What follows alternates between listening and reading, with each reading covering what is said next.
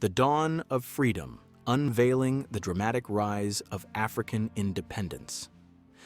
The late 1950s witnessed a seismic shift in the fate of Africa as the continent's nations broke free from the shackles of colonial rule. But what sparked this sudden sweeping change? Against the backdrop of European powers' sinister plans to tighten their grip on African resources, a series of pivotal events unfolded, defying all odds. This is how Africa beneath the weight of colonization was. In the 1930s, the shackles of European colonial rule tightened their grip on Africa, as a mere handful of administrators wielded immense power over vast territories and millions of Africans. French West Africa, comprising 8 territories and 15 million inhabitants, was controlled by a mere 385 colonial officials, while British tropical Africa, home to 43 million Africans, was governed by a paltry 1,200 administrators. The Belgian Congo, a vast expanse, was overseen by a mere 728 officials. As the colonial governments expanded education and public health in the 1920s and 1930s, a small African elite emerged, but their ambitions were largely stuck in the colonial orbit, neglecting the plight of their rural brethren and giving the masters more confidence in their future in Africa. In this video, we delve deeper into the tumultuous journey of Africa's struggle for independence. Please subscribe to this channel for more captivating videos and to support our research and production. 1. Challenging the veiled Protectorate rule in Egypt. In the 1800s, the British occupied Egypt, initially intending a short-term stay. However, it turned into a 60-year-long permanent occupation. Lord Cromer, the British Consul General from 1883 to 1907, advocated for a lengthy rule to restore Egypt's finances and administration. Unlike the French, who sought full assimilation of their colonies, the British allowed Egypt to remain a nominally autonomous state, ruled by the Muhammad Ali dynasty and owing allegiance to the Ottoman establishment in Istanbul, with the British consulate holding final authority. This system was dubbed a veiled protectorate by Alfred Milner, one of Cromer's officials. While the British brought financial stability and public works advancements, their rule sparked resentment among the middle-class elite, echoing sentiments in other African colonies years later, though not enough to bring about independent rule. Second, ripples from World War I. As World War I erupted, Turkey joined forces with Germany, prompting Britain to take drastic measures in Egypt. Fearing the Ottoman Empire's influence, Britain revamped its protectorate system, replacing the local Egyptian leader of government, Abbas Hilmi II, and imposing martial law. By 1916, 400,000 British troops occupied Egypt, conscripting locals as laborers and requisitioning vast food supplies. All these changes sparked violent incidents, eventually leading to the end of Britain's protectorate rule on the 15th of March, 1922. Egypt gained partial independence, but with these strings attached. Britain retains control over communications, defense, Sudan, and minority interests. This fragile autonomy sparked controversy, which was resolved in a 1936 treaty. Meanwhile, southern Africa remained under European colonization. The First World War led to a reshuffle where German colonies, e.g. Togoland and Cameroon, were shared by the French and British. Rwanda-Burundi, transferred to Belgium, and Italy for supporting the British in the war, was given Jubaland to form part of Italian Somaliland, moving the border of Kenya westwards. 3. The shattered vase of colonialism following World War II. The Second World War, sparked by Adolf Hitler's ambition to dominate Europe, marked a pivotal moment in African history.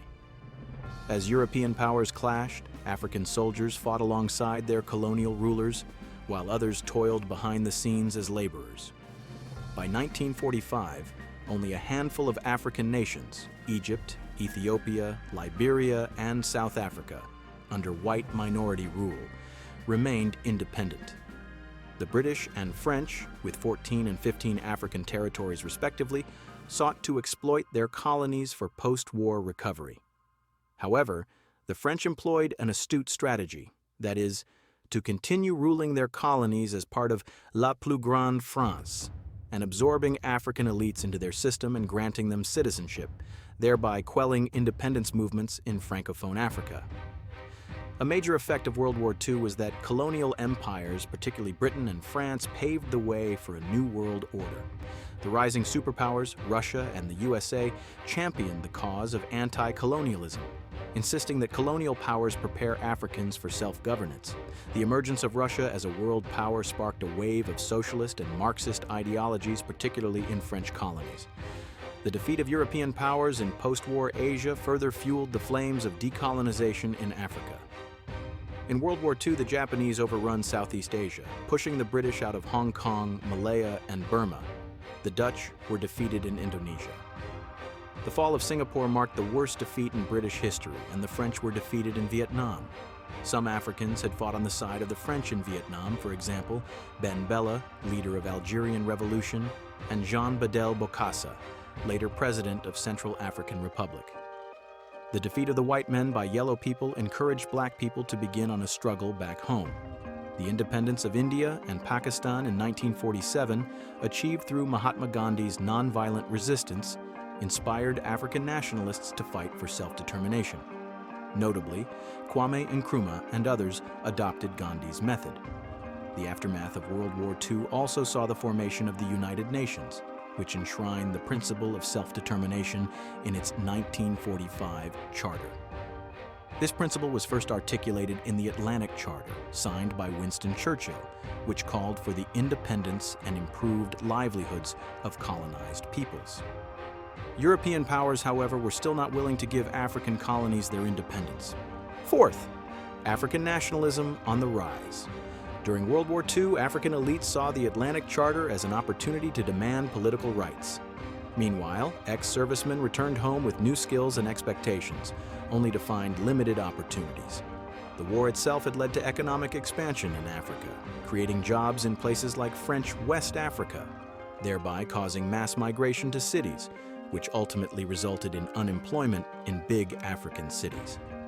The post-war period saw increased exploitation by colonial powers, who exported cash crops at low prices while discouraging industrialization.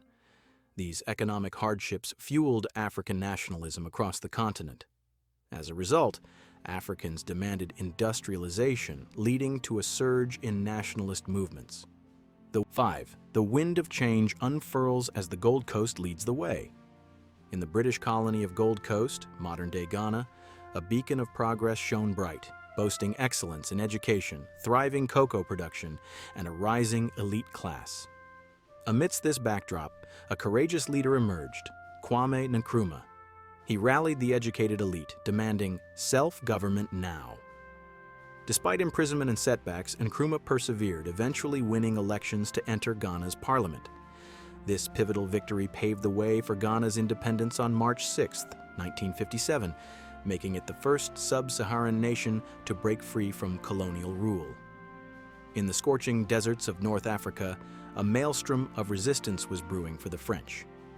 Sultan Mohammed ben Youssef, educated by French tutors, ignited a nationalist flame in the Maghreb, demanding independence after World War II.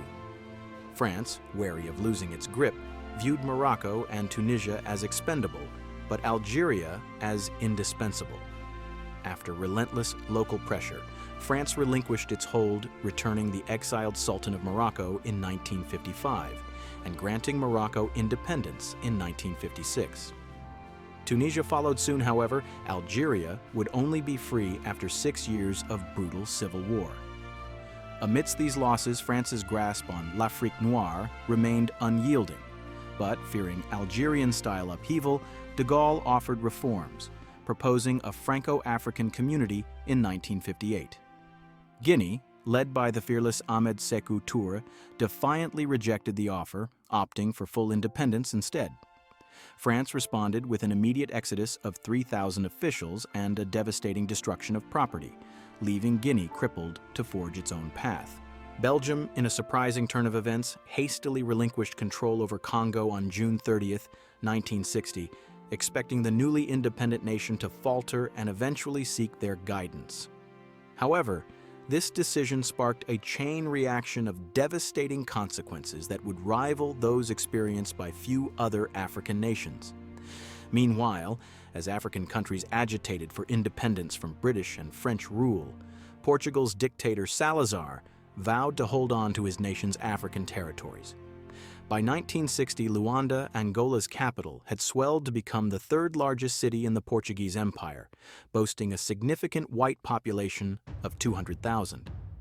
But a violent uprising in northern Angola in 1961, which claimed the lives of both white and African migrant workers, forced Salazar to implement reforms, albeit reluctantly, and paved the way for eventual independence.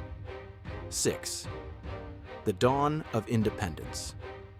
As the winds of change swept across Africa, elite classes in various nations pressed for independence. In 1960, British Prime Minister Harold Macmillan acknowledged the inevitable, declaring in Cape Town, "The wind of change is blowing through the continent. This growth of national consciousness is a political fact." Following Ghana's lead in 1957, many African colonies gained independence, including Swaziland in 1968. French territories soon followed, with 11 nations achieving independence in 1960, and Cameroon and Togo, administered by France under UN mandate, soon after. Filled with optimism and goodwill, African nations embarked on independence only to discover that they were not as liberated as they had hoped.